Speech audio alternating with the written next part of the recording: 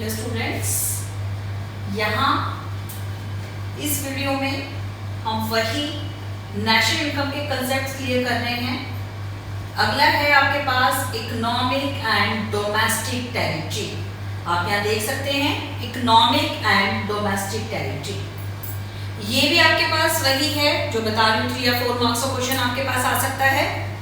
और साथ में ये जो कंसेप्ट है ये फिर वही आ सकता है कि किसको डोमेस्टिक टेरिटरी में इंक्लूड करेंगे और किसको डोमेस्टिक टेरिटरी में इंक्लूड नहीं करेंगे। इसके जो पॉइंट्स हैं वो मैंने जो है बोर्ड पर लिखे हुए हैं। इन्हीं पॉइंट्स को हम क्लियर करेंगे, इससे आपके पास इसकी डेफिनेशंस हैं वो भी आपके पास इसकी क्लियर हो जाएगी। अब हम शुरू कर रहे हैं। वर्ड है इकोनॉमिक और डोमेस्टिक टेरिटरी। अभी तक आप ज्योग्राफिकल टेरिटरी के बारे में पढ़ते रहे हैं। ज्योग्राफिकल टेरिटरी क्या होता है? ज्योग्राफिकल टेरिटरी आपके पास होता है जो हमारे इंडिया का मैप है, मैप के जो बॉर्डर्स हैं वो सारी हमारी ज्योग्राफिकल टेरिटरी है। इकोनॉमिक्स में हम कभी भी ज्योग्राफिकल जो है हमारे पास ज्योग्राफिकल टेरिटरी है वो वर्ड्स हम यूज नहीं करते। यहाँ हमारे वर्ड यूज होता है इकोनॉमिक और डोमेस्टिक टेरिटरी। टेरिटरी का मतलब होता है एक एरिया। पॉलिटिकल और डोमेस्टिक टेरिटरी में क्या फर्क है? पॉलिटिकल टेरिटरी को आप ड्रॉ कर सकते हो, लेकिन जो डोमेस्टिक टेरिटरी है उसको हम ड्रॉ नहीं कर सकते। हम इसमें डोमेस्टिक टेरिटरी में जो इनकम जनरेट होती है उसको कैलकुलेट करते हैं इंडिया की डोमेस्टिक इनकम को कैलकुलेट करने के लिए। जैसे आपने कहा पढ़ा होगा इंडिया का जीडीपी, ग्रॉस डोमेस्टिक प्रोडक्शन, ये वर्ड जो डोमेस्टिक आया है, तो ये जो हम ग्रॉस डोमेस्टिक प्रोडक्शन को काउंट करते हैं या इंडिया की डोमेस्टिक इनकम को काउंट कर रहे हैं, तो उसके लिए हमें डोमेस्टिक टेरिटरी जो है उसको क्लियर करना पड़ता है।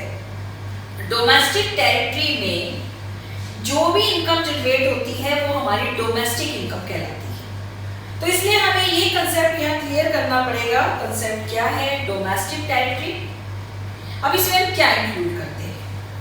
फर्स्ट पॉइंट देखिए, territory lying within the political frontiers including water. Territory lying within the political frontiers. हमारा जो पॉलिटिकल मैप है, हमारा जो ज्योग्राफिकल मैप है, उस ज्योग्राफिकल मैप में हमारे पास पॉलिटिकल मैप में जो भी हमारी बॉर्डर लाइंस है उस बॉर्डर लाइंस के अंदर जो भी एरिया है वो सारा डोमेस्टिक टेरिटरी है। लेकिन सिर्फ वही नहीं, अगर वही होता तो सिर्फ एक ही पॉइंट आ जाता हमारा कि इंडिया की पॉलिटिकल टेरिटरी जो है वो हमारी डोमेस्टिक टेरिटरी हो गई। लेकिन ये इनफ नहीं है। यहाँ हमारी जो टेरिटरी पॉलिटिकल फ्रंटियर्स में आ रही है, हमारी राजनीतिक सीमाओं में आ रही है, वो हमारी सारी डोमेस्टिक टेरिटरी है, इंक्लूडिंग वाटर। इंक्लूडिंग वाटर का मतलब हमारे जो देश में बहने वाली नदियां हैं, जो नहर हैं, वो सारी हमारी डोमेस्टिक टेरिटरी है। अब इस पॉइंट को हमने यहाँ कैसे क्लियर करना है कि यहाँ जब हम कर रहे हैं, अभी बताया डोमेस्टिक टेरिटरी का यूज हम डोमेस्टिक इनकम जनरेट करने के लिए करेंगे, तो हमारी पॉलिटिकल टेरिटरी में जो भी हमारे पास प्रोड्यूसर हैं, कोई भी प्रोड्यूसर, मे बी वो हमारे पास डोमेस्टिक है और मे बी वो प्रोड्यूसर हमारा फॉरेनर्स है, वो जो प्रोडक्शन करेगा वो सारा प्रोडक्शन इंडिया की डोमेस्टिक टेरिटरी में इंक्लूड होता है। जैसे मान लीजिएगा बहुत सारी कंपनियां हैं जैसे एमएनसी हैं जो इंडिया में रह के प्रोडक्शन कर रही हैं। जैसे आपके पास है पेप्सी, आपके पास है कोक, आपके पास है सैमसंग, आपके पास है वोडाफोन, आपके पास है माइक्रोसॉफ्ट, आपके पास है गूगल। ये सारी कंपनियां इंडिया की पॉलिटिकल टेरिटरी में प्रोडक्शन कर रही है। तो ये पॉलिटिकल टेरिटरी में प्रोडक्शन कर रही है, ये है सारी हमारी एमएनसी, बाहर फॉरेन की कंपनी है। लेकिन इंडिया में रहकर ये जो भी प्रोडक्शन कर रही है वो सारी प्रोडक्शन हमारे इंडिया के डोमेस्टिक प्रोडक्शन में इंक्लूड होगा। क्यों? क्योंकि इंडिया की डोमेस्टिक टेरिटरी में प्रोडक्शन कर रही है तो उनका जो प्रोडक्शन है वो इंडिया की डोमेस्टिक प्रोडक्शन को डोमेस्टिक प्रोडक्शन में इंक्लूड किया जाएगा। इसको आप ये नहीं कह सकते कि ये कंपनियां जिस देश से बिलोंग कर रही हैं वहां के प्रोडक्शन में इनको कैलकुलेट करेंगे, नहीं। इंडिया की पॉलिटिकल फ्रंटियर डोमेस्टिक टेरिटरी में है, तो इसी इंडिया में रहने वाली जितनी भी एमएनसी हैं, जो भी बताया, कोक है, पेप्सी है, आपके पास वोडाफोन है, गूगल है, ये कंपनियां इंडिया में रह के जब प्रोडक्शन कर रही हैं तो इंडिया के डोमेस्टिक टेरिटरी का एक पार्ट है। तो ये फर्स्ट पॉइंट में क्या आया कि इंडिया के जो पॉलिटिकल फ्रंटियर्स हैं, पॉलिटिकल फ्रंटियर्स इंडिया के हमारे डोमेस्टिक टेरिटरी में इंक्लूड होते हैं। तो हमारे पॉलिटिकल फ्रंटियर्स में जो भी प्रोड्यूसर हैं, जो वो हमारे डोमेस्टिक प्रोड्यूसर्स हैं, रिलायंस, टाटा, या फॉरेन प्रोड्यूसर्स हैं, पेप्सी, कोक, गूगल, ये सारी कंपनियों का प्रोडक्शन इंडिया के डोमेस्टिक टेरिटरी में इंक्लूड होता है, इसलिए ये प्रोडक्शन हमारा डोमेस्टिक प्रोडक्शन कहलाता है। अब इसका मतलब ये नहीं है कि इंडिया की भी जितनी कंपनियां अगर कोई बाहर जाके प्रोडक्शन कर रहा है तो आप ये कहोगे वो भी इंडिया की डोमेस्टिक टेरिटरी है। जैसे आपकी टाटा की कंपनी है जैगुआर कंपनी, ये कंपनी हमारी यूके में स्टैब्लिश है, इसको चलाती है टाटा कंपनी। अब टाटा कंपनी तो इंडिया की है, तो टाटा कंपनी ये यूके में जो जैगुआर कंपनी चला रही है, इसको हम यूके का डोमेस्टिक प्रोडक्शन लेंगे, इंडिया का डोमेस्टिक प्रोडक्शन नहीं लेंगे, क्योंकि ऐसा नहीं है कि हमारे यहाँ जो बाहर के वो हमारे और हम बाहर जाके कर रहे हैं वो भी हमारे, ऐसा नहीं है। हमारे यहाँ जो भी प्रोड्यूसर हैं, चाहे वो डोमेस्टिक हैं और चाहे वो फॉरेनर्स हैं, वो सब हमारे डोमेस्टिक टेरिटरी।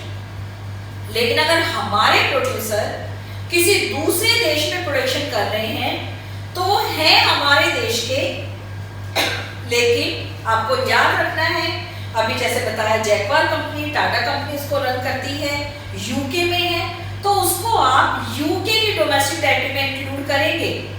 उस कंपनी के जो वहाँ टाटा कंपनी यूके में प्रोडक्शन कर रही है वो यूके के प्रोडक्शन में इंक्लूड होगा, इंडिया के प्रोडक्शन में नहीं। हमारे यहाँ इंडिया में कोई भी कंपनी, चाहे हमारी है चाहे बाहर की कंपनी है, वो सारी इंडिया की डोमेस्टिक टेरिटरी में इंक्लूड है। इसी में आप बैंक वगैरह के एग्जांपल ले सकते हो।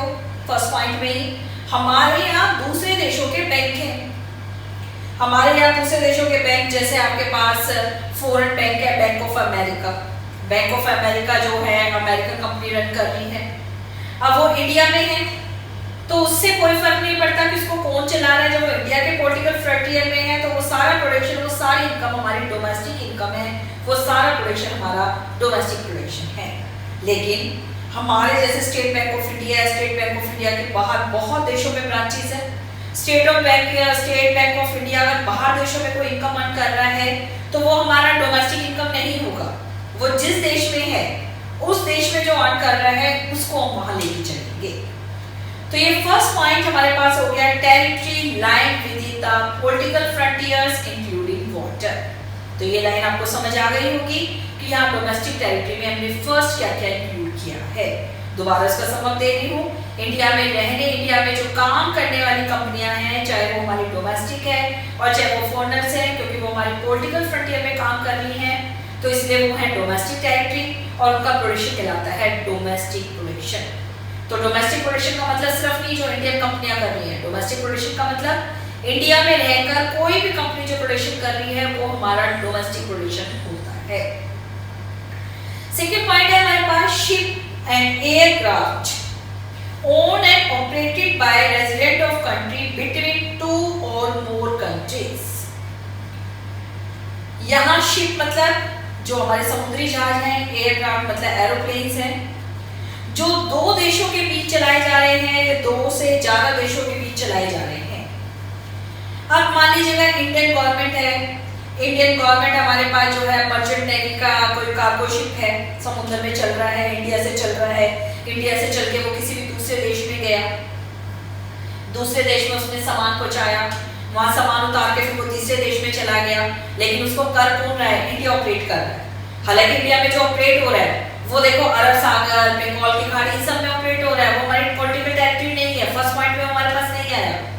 वो इंटरनेशनल वाटर बॉडीज में चलाए जा रहे हैं, बंगाल की खाड़ी, अरब सागर, इनमें चलाए जा रहे हैं शिप वगैरह। ऐसे जो एयरक्राफ्ट है वो इंटरनेशनल एयर स्पेस में चलाए जा रहे हैं। इंडिया को कोई एयर स्पेस में नहीं है जो इंटरनेशनल फ्लाइट्स होती हैं, इंडिया के एयर स्पेस में तो है नहीं, वो इंटरनेशनल एयर स्पेस में चलाए जा रहे हैं।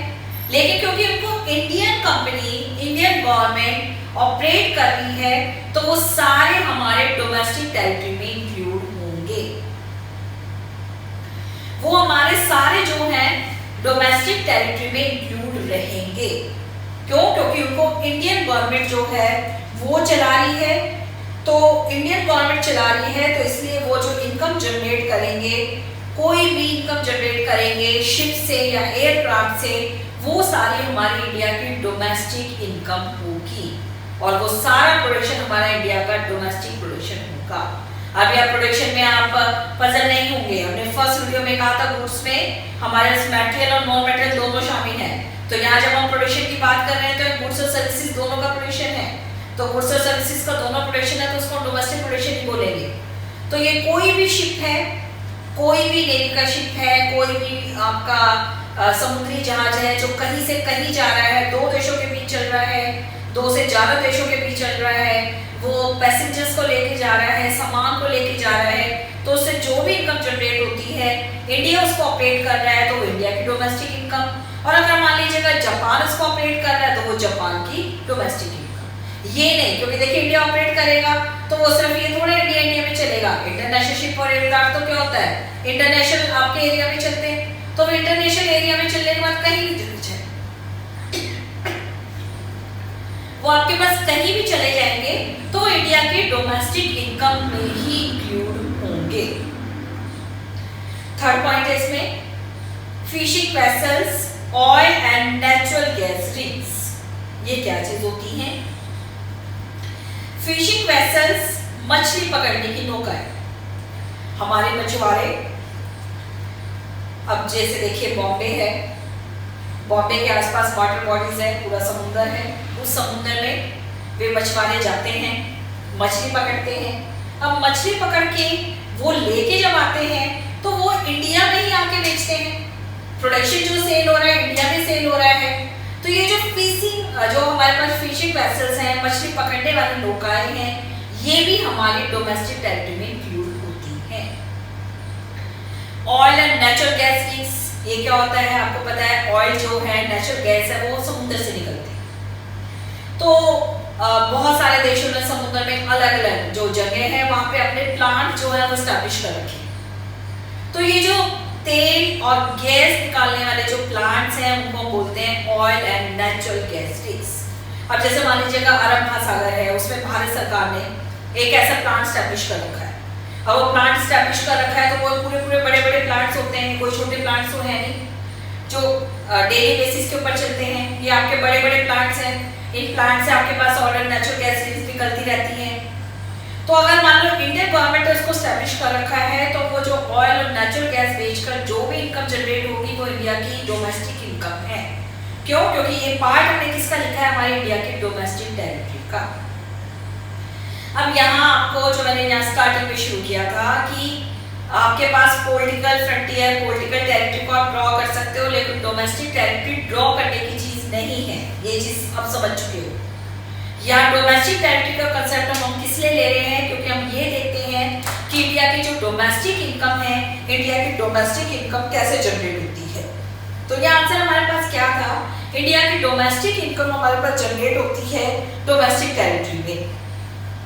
डोमेस्टिक टेरिटरी में जो भी हमारे पास इनकम जनरेट होगी वो इंडिया की डोमेस्टिक टेरिटरी, हमारे पास डोमेस्टिक टेरिटरी में जो इनकम जनरेट हुई वो डोमेस्टिक इनकम है।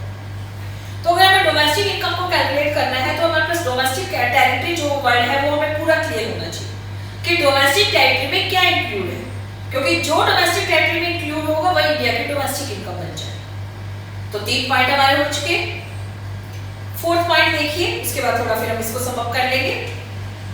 एम्बेसीज, आज कोई भी कंट्री है अपने पॉलिटिकल रिलेशंस को इंक्रीज करने के लिए हर एक दूसरे देशों में अपनी एम्बेसीज हैं वो स्टैब्लिश करता है। अगर ये एम्बेसीज स्टैब्लिश नहीं हो तो दूसरे देशों के साथ, हमारे दूसरे कंट्रीज के साथ हमारे रिलेशन जो होते हैं वो रिलेशन हमें इंक्रीज करने के लिए, या जो है इंटरनेशनल जो आपके पास बन चुका है बॉर्डर, हमारे देश के बहुत सारे लोग जो हैं बाहर दूसरे देशों में आपके पास जा रहे हैं जॉब करने के लिए, तो जो इंडियंस हैं जो दूसरे देशों में कहीं भी जाके बस गए हैं उनके वेलफेयर को सेव करने के लिए एम्बेसीज वगैरह हमें स्टैब्लिश करनी पड़ती है। अभी आप लॉकडाउन में देखिए, अब दूसरे देशों से हम अपने नागरिकों को निकाल के लेके आए तो वो नागरिक डायरेक्ट जो है अपनी गवर्नमेंट को नहीं करे, हमारी इंडियन गवर्नमेंट को उन्होंने कोई फोन नहीं किए। उस देश के जो नागरिक दूसरे देशों में, जैसे मान लीजिएगा रशिया में कोई लोग रह रहे हैं इंडियंस, उनको आना था वहां से, तो उन्होंने वहां रशिया में जो इंडियन एम्बेसी थी उनसे उन्होंने कांटेक्ट किया। तो ये जो एम्बेसीज है, अब मान लो इंडिया की एम्बेसीज किसी भी वर्ल्ड के किसी भी दूसरे कंट्री में स्टैब्लिश है, वो इंडिया की डोमेस्टिक टेरिटरी में इंक्लूड। वो देखिए पॉलिटिकल फ्रंटियर नहीं आया इंडिया के मैप में, तो कहीं भी जगह नहीं। रशिया में जो है तो वो रशिया में एम्बेसीज है तो रशिया में जाएगी। लेकिन ये जो इंडिया की एम्बेसीज हैं वर्ल्ड के किसी भी देश में स्टैब्लिश हैं, वो हमारी डोमेस्टिक टेरिटरी है। हाई कमीशंस, ये सारे वर्ड हैं। उसके बाद consultants, military establishment. Military establishment का मतलब मान लो किसी दूसरे देश में उनको मिलिट्री हेल्प करने के लिए जा रहे हैं, जैसे अफगानिस्तान में देखिए इंडिया की बहुत सारी जो आर्मी है वो गई हुई है वहाँ, तो वो अपने मिलिट्री एस्टेब्लिशमेंट करेंगे, अपने बंकर वकर बनाएंगे। तो अगर वो इंडियन गवर्नमेंट ने बनाए हैं, चाहे वो बने किसी दूसरे देश पे हुए हैं, लेकिन अगर उनको इंडियन गवर्नमेंट ने बनाया है, चाहे वो एम्बेसीज हैं, चाहे हाई कमीशंस हैं, चाहे मिलिट्री एस्टेब्लिशमेंट है, वो सारे इंडिया के डोमेस्टिक टेरिटरी में इंक्लूड होंगे। तो यहाँ हमारे पास कई चीजें जो क्लियर हुई वो हमने देखा कि जो डोमेस्टिक टेरिटरी है वो हमारा एक बहुत वास्ट कंसेप्ट है।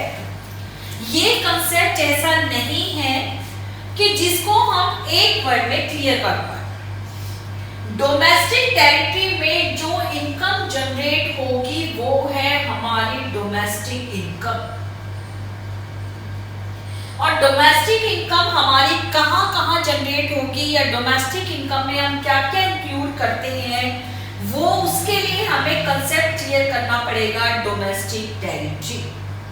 तो डोमेस्टिक टेरिटरी में हमारे पास क्या क्या आया, सबसे पहले है हमारे पास पॉलिटिकल फ्रंटियर। इंडिया के मैप में जो हिस्सा है वो सारा डोमेस्टिक टेरिटरी है। सेकेंड, शिप एंड एयरक्राफ्ट, जो इंटरनेशनल वाटर बॉडीज या इंटरनेशनल एयर स्पेस में इंडियन गवर्नमेंट ऑपरेट कर रही है, या इंडियन गवर्नमेंट के साथ साथ इंडिया का कोई भी पर्सन उनको जनरेट कर रहा है, उनको ऑपरेट कर रहा है, तो वो भी है हमारी डोमेस्टिक टेरिटरी। फिशिंग वेसल्स, मछली पकड़ने वाली नौकाएं, या कोई भी हमने एस्टेब्लिशमेंट क्रिएट किए हैं जिससे ऑयल और नेचुरल गैस निकल रही है, उसको अगर इंडियन गवर्नमेंट या कोई इंडियन जो सिटीजन है वो अगर कर रहा है तो वो भी है हमारी डोमेस्टिक टेरिटरी। दूसरे देशों में जो हमारी एम्बेसीज हैं, हाई कमीशन है, कंसल्ट्स है, मिलिट्री एस्टेब्लिशमेंट है, दूसरे देशों में एस्टेब्लिश है, लेकिन अगर वो इंडियन गवर्नमेंट ने एस्टेब्लिश कर रखे हैं तो वो भी है हमारे पास डोमेस्टिक टेरिटरी। लेकिन यहाँ एक चीज ध्यान रखो, अब हमने कहा इंडिया के एम्बेसी कहीं बाहर है तो वो हमारी डोमेस्टिक टेरिटरी है, लेकिन आप देखिए इंडिया में भी हर एक दूसरे देश की हमारे पास एम्बेसीज है। अमेरिकन एम्बेसी, ईरान की एम्बेसी, इराक की एम्बेसी, पाकिस्तान की एम्बेसी, श्रीलंका की एम्बेसीज। अभी जो एम्बेसीज है वो इंडिया की पॉलिटिकल टेरिटरी में इंक्लूड है, लेकिन अमेरिकन एम्बेसी इंडिया की पॉलिटिकल टेरिटरी में तो इंक्लूड है, लेकिन वो हमारी डोमेस्टिक टेरिटरी में इंक्लूड नहीं होगी। वो जो एम्बेसी इंडिया में है अमेरिका की, तो अमेरिका की डोमेस्टिक टेरिटरी में इंक्लूड होगी। हमारी एम्बेसी कहीं बाहर है तो वो हमारी टेरिटरी में इंक्लूड होगी, लेकिन अगर अमेरिका की एम्बेसी इंडिया में स्टैब्लिश है तो वो इंडिया की डोमेस्टिक टेरिटरी में इंक्लूड नहीं होगी, वो इंक्लूड होगी हमारे पास अमेरिका की डोमेस्टिक टेरिटरी में। तो ये कंसेप्ट एक तो आपका ऐसे ही आ सकता है, डोमेस्टिक टेरिटरी क्या है। दूसरा क्वेश्चन आपके पास यहाँ क्या आ सकता है कि किसको डोमेस्टिक टेरिटरी में इंक्लूड करेंगे और किसको डोमेस्टिक टेरिटरी में हम इंक्लूड नहीं करेंगे। तो हमने कंसेप्ट क्लियर किया अभी डोमेस्टिक टेरिटरी। अगला कंसेप्ट है हमारे पास नॉर्मल रेजिडेंट। ये कंसेप्ट भी हमारा इसी तरीके का है, जैसे डोमेस्टिक टेरिटरी है वैसे ही वर्ड है normal resident. Normal resident word हमारा सिटीजन से मिलता जुलता है। अभी तक हम हमेशा वर्ड यूज करते रहे हैं सिटीजन। सिटीजन जैसे हम कहते हैं हम इंडिया के सिटीजन हैं, क्यों? क्योंकि हम इंडिया में रहते हैं, हम इंडिया के नागरिक हैं। लेकिन इकोनॉमिक्स में वर्ड कभी भी हमारे पास सिटीजन यूज नहीं होगा। इकोनॉमिक्स में जो वर्ड हमारे पास यूज होगा वो वर्ड यूज होगा नॉर्मल रेजिडेंट। नॉर्मल रेजिडेंट, अगर इसकी डेफिनेशन देखें, who resides in a person who resides in a country more than 1 year। तो फर्स्ट क्या है नॉर्मल रेजिडेंट में, जो किसी कंट्री में 1 साल से ज्यादा समय के लिए रहता है। और कोमेव whose center of economic interest lies in that country, जो सबसे ज्यादा इंपॉर्टेंट है। Centre of economic interest, economic interest में हम क्या बात करते हैं? इकोनॉमिक इंटरेस्ट में हमारे पास है कंजम्पशन, प्रोडक्शन एंड सेविंग। तो जो किसी देश में 1 साल से ज्यादा समय के लिए रह रहा है, उसी देश में वो प्रोडक्शन कर रहा है, उसी देश में वो कंजम्पशन कर रहा है, उसी देश में वो सेविंग कर रहा है, तो वो हमारे पास उस देश का नॉर्मल रेजिडेंट हो जाता है। जरूरी नहीं है उस देश का सिटीजन भी हो, जरूरी नहीं है, सिटीजन हो भी सकता है और सिटीजन नहीं भी हो सकता। जैसे आप देखिए भारत के बहुत सारे पर्सन ऐसे हैं जो अमेरिका काम करने गए हुए हैं, 1 साल से ज्यादा हो गया रहते हुए, अब वो वहाँ जॉब कर रहे हैं, जॉब करके कंजम्पशन तो वहाँ कर ही रहे हैं, सेविंग वगैरह भी वही कर रहे हैं, तो उनके इकोनॉमिक इंटरेस्ट तो उसी देश में लाई कर रहे हैं। लेकिन अभी उनको जो अमेरिका है उसका ग्रीन कार्ड नहीं मिला, मतलब अमेरिका की सिटीजनशिप उनको नहीं मिली, तो वो अमेरिका के सिटीजन नहीं है, लेकिन अमेरिका के नॉर्मल रेजिडेंट तो बन चुके हैं। तो नॉर्मल रेजिडेंट का मतलब यहाँ क्या लेके चल रहे हैं? नॉर्मल रेजिडेंट वो पर्सन है जो किसी देश में 1 साल से ज्यादा समय के लिए रह रहा है और जिसके इकोनॉमिक इंटरेस्ट भी उसी में लाई करते हैं। अब ये सिंपल इतनी सी टर्म्स में नहीं है, इसमें आगे हम और कुछ चीजें क्लियर करें। मैं यहाँ कई बार वर्ड पर्सन यूज कर चुकी हूँ, अब आगे उसको करिए। नॉर्मल रेजिडेंट में सिर्फ पर्सन नहीं आते हैं, यहाँ पर्सन और इंस्टीट्यूशंस दोनों आपके पास इंक्लूड होते हैं। मे भी पर्सन हो सकता है और मे भी इंस्टीट्यूट हो सकता है। इंस्टीट्यूट कैसे? जैसे मान लो आपके पास WHO है, WTO है, ये भी सब हमारे पास इंस्टीट्यूशंस हैं। तो ये जो इंस्टीट्यूशंस हैं WTO, WHO, IMF, world bank, इनके हर एक देश में ब्रांचेस होती हैं। अब ये हमारे किसी भी देश के नॉर्मल रेजिडेंट नहीं कहलाते हैं, ये इंटरनेशनल रेजिडेंट कहलाते हैं। इनको हम कहेंगे इंटरनेशनल रेजिडेंट। तो नॉर्मल रेजिडेंट में कौन कौन इंक्लूड हुआ? फर्स्ट, ऑल प्रोडक्शन यूनिट, चाहे वो इंडिविजुअल है और चाहे वो इंस्टीट्यूशंस हैं, जो किसी देश की डोमेस्टिक टेरिटरी में प्रोडक्शन कर रहे हैं, वो इंडिया के नॉर्मल रेजिडेंट हैं। जैसे इंडिया में जो भी पर्सन काम कर रहा है वो इंडिया का नॉर्मल रेजिडेंट हुआ। इंडिया में जो MNC है जो कई सालों से यहाँ प्रोडक्शन कर रही हैं, यही कंजम्पशन कर रही हैं, वो भी इंडिया के नॉर्मल रेजिडेंट हुए।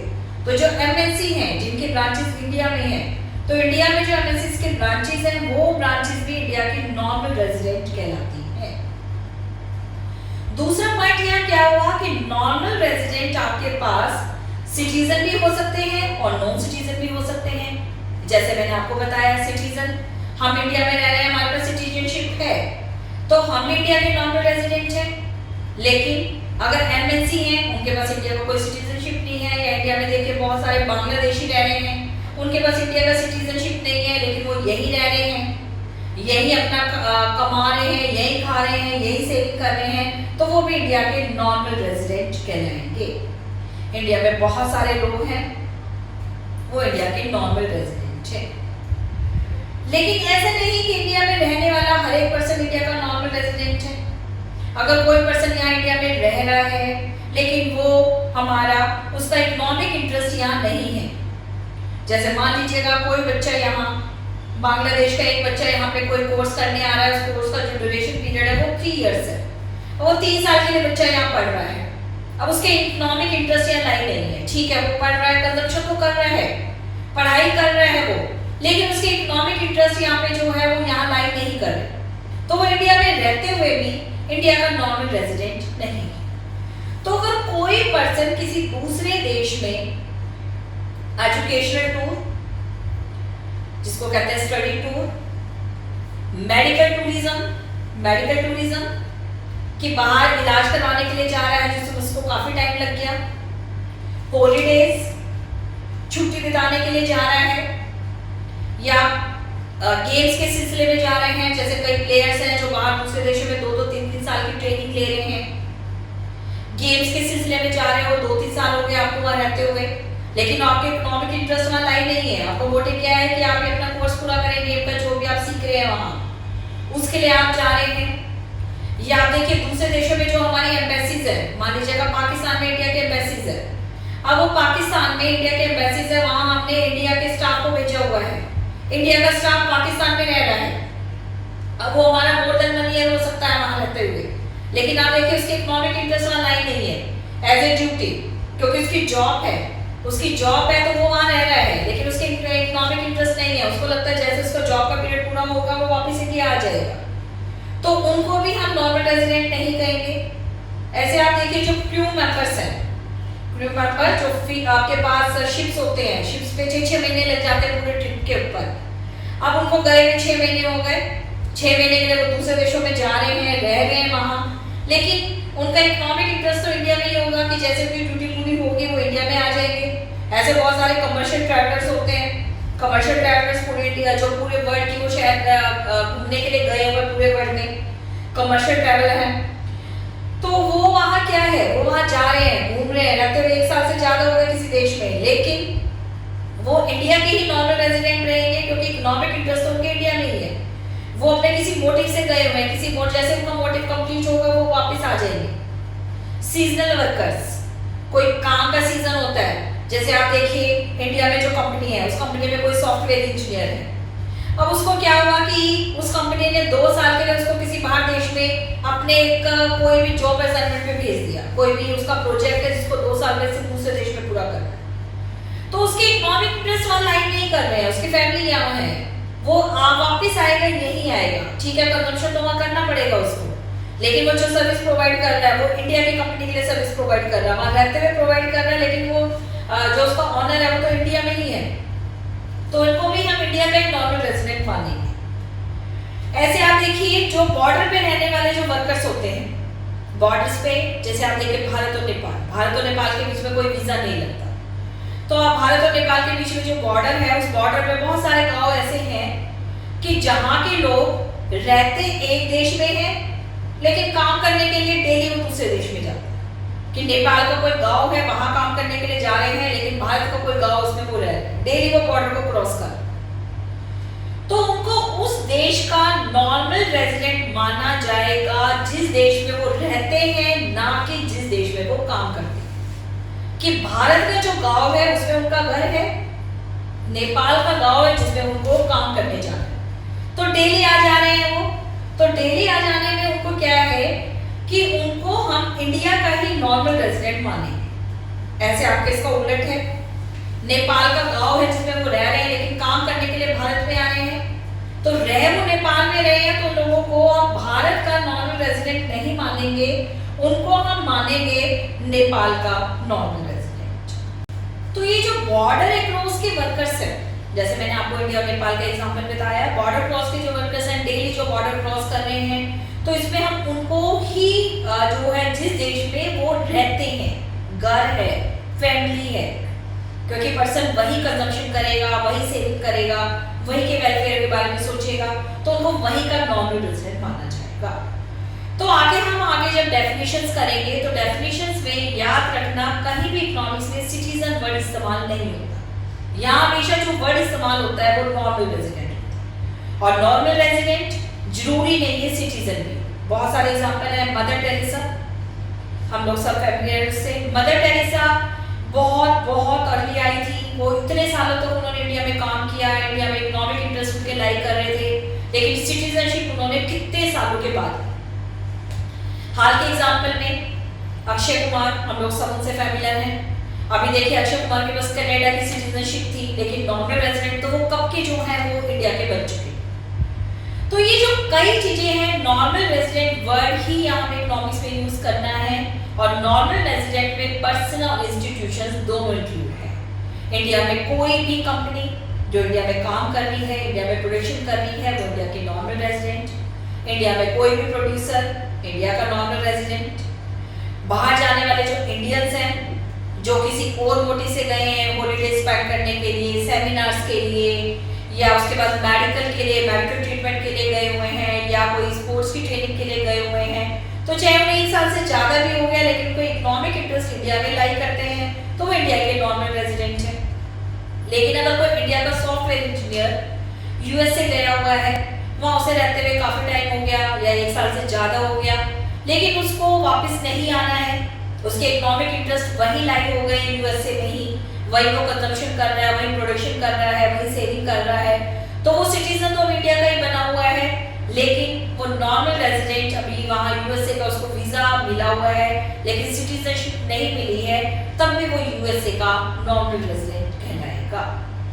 तो ये हमारे पास जो कंसेप्ट है नॉर्मल रेजिडेंट, इसको भी आपने क्लियर कर लिया होगा। तो इसमें हमने 2 पढ़ा, एक नॉर्मल रेजिडेंट और एक हमारे पास डोमेस्टिक टेरिटरी। ये दोनों वर्ड हमारे स्पेशल इकोनॉमिक्स के ही वर्ड हैं जो इकोनॉमिक्स में यूज होते हैं, और इनके इकोनॉमिक में जो वर्ड है अभी हमने दोनों को क्लियर किया वो बिल्कुल डिफरेंट है। तो ये इस वाली वीडियो में मैंने आपको बेसिक कंसेप्ट जो हैं वो क्लियर किए हैं। अब नेशनल इनकम की अगली जो वीडियोस रहेंगी, जो अगले जो कंसेप्ट्स हैं वो बेसिक कंसेप्ट से आगे आपके जो टॉपिक्स हैं वो चलेंगे। उन टॉपिक्स के साथ अब हमारे नेशनल इनकम के मेजरमेंट के जो फार्मूलेज हैं वो चलेंगे, जिनके बेस पर हमें न्यूमेरिकल्स भी करने हैं। तो इसको मैं यही कंप्लीट कर रही हूँ। नेक्स्ट वीडियो में अगले नेशनल इनकम वाले चैप्टर को ही हम आगे उसको कैरी करेंगे।